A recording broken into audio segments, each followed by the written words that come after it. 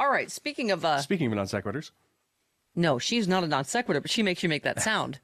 Tina Dupuy. In addition to being smoking hot, a fabulous writer at thecontributor.com. She joins us now. Good morning, Tina. Good morning, Stephanie. I apologize for the noise Jim makes once again. Hi, Jim. Hello.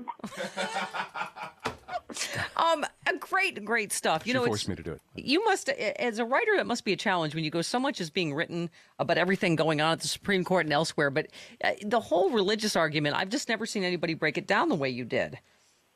Well, thank you very much. That's very kind of you to say.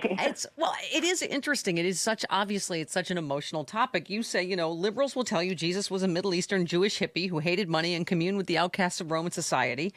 He threatened the status quo and was executed for it. From this narrative, real Christianity means challenging authority and helping the poor and the disenfranchised. It's an all-inclusive religion based on tolerance and peace. And then you talk about, conservatives using the same religion, right? Conservatives would tell you Jesus battled Satan, Muslims, Jews, communists. They see Satan everywhere. Muslims, Jews, communists, single women, sex, homosexuals, hippies, Satanists, atheists, rock music, rap music, facial hair, the Pope, Obama, government spending, China, drug use, and yoga, which, by the way, I'm on board with you about yoga, too. Hate yoga. Amen, sister. Right? Amen. That's my religion. Preach it. In their Bible, there's war and punishment. There are rules, and if you follow them, you don't incur God's wrath. It's simple, it's rigid, it's biblical. Also, Jesus loved guns. I mean, that is the incredible thing. It's the same religion and how people use it as a weapon in some ways and so differently, right? Right, that Christians don't agree with other Christians as to what Christianity is. And I say that, they're constantly trying to, be reborn and trying to find the true meaning of truth. And it's really a battle over who has the keys to the Garden of Eden. Yeah.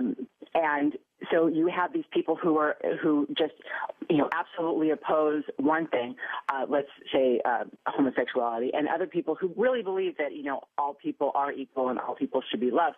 I was in the grocery store yesterday, one of the ones that we have gotten back since after Sandy, since you left us, Stephanie. But I was in the grocery store. I'm blaming you. Yes, I blame me too. In case you were wondering. Okay, yes. Good.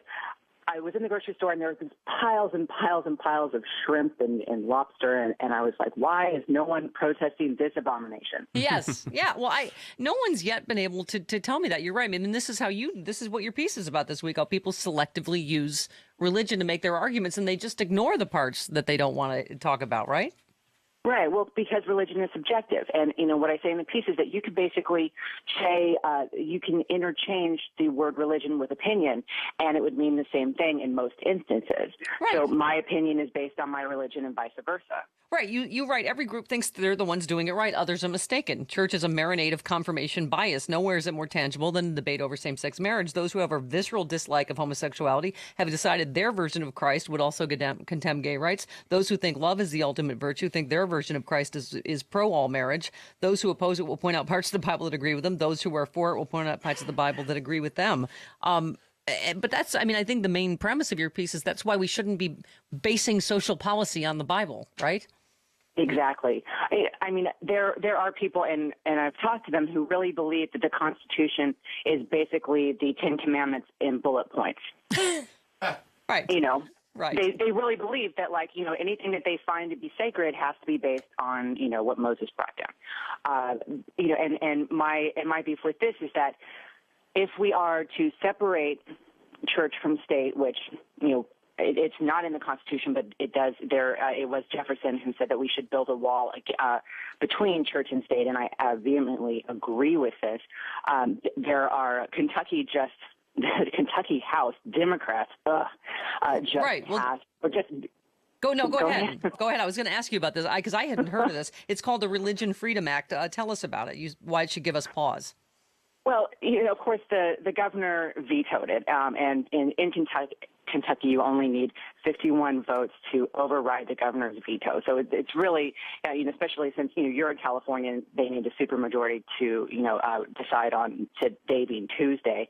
In Kentucky, it's not like that. They only need 51 to override the veto of the governor. But so it is basically saying that you can't take away someone's tax exemption or burden someone. They use the word burden 3 times for their religious beliefs, which basically means that these religious groups, and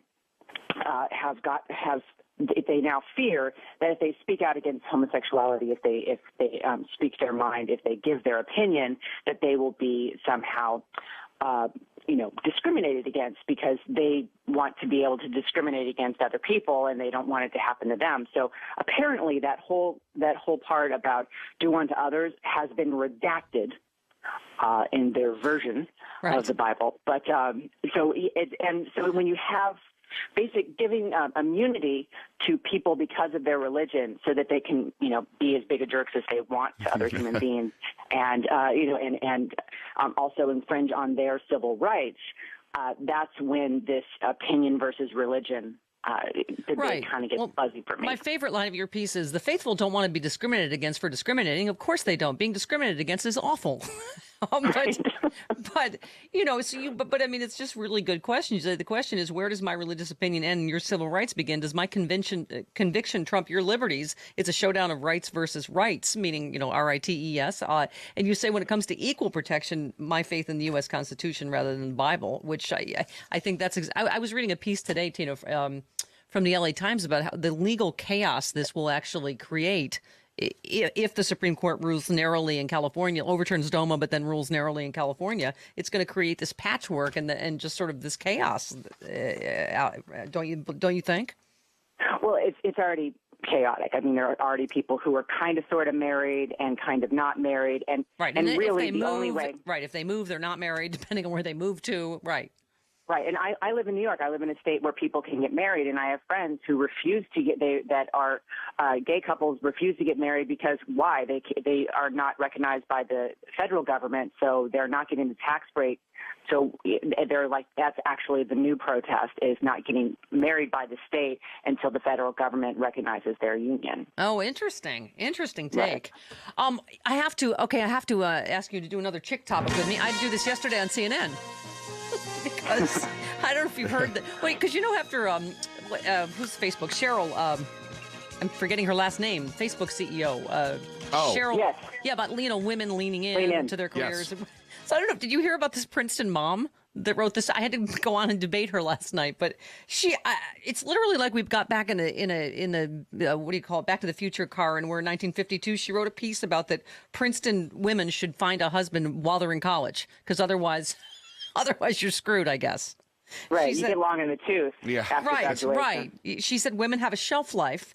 It was titled "Advice for the Young Women of Princeton." She said the path to happiness in their life it lies in their ability to land a husband during their 4 years of college. She said, find a husband on campus before you graduate. Women who spend the first 10 years after college career planning find themselves in their 30s a little panicked. From a sheer numbers perspective, the odds will never be as good to be surrounded by all these extraordinary men.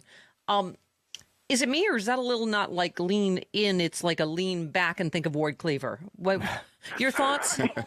Well, it reminds me of something that my grandmother would be embarrassed to repeat. Right. It really does. It's like I have this. I read, or I have a collection of medical journal or medical books, dictionaries from the 1800s. And in the 1800s, women who were not married were given, basically prostitutes, and were given, much more painful treatments for the same kind of diseases. And it's just one of those things where you go, this is the worst thing that I have ever read. And the fact that that still exists, that advice given to, actually, I also pause when advice is given to women instead of advice given to people. In a completely unrelated story, she's divorced. Just FYI. Well, there you go. But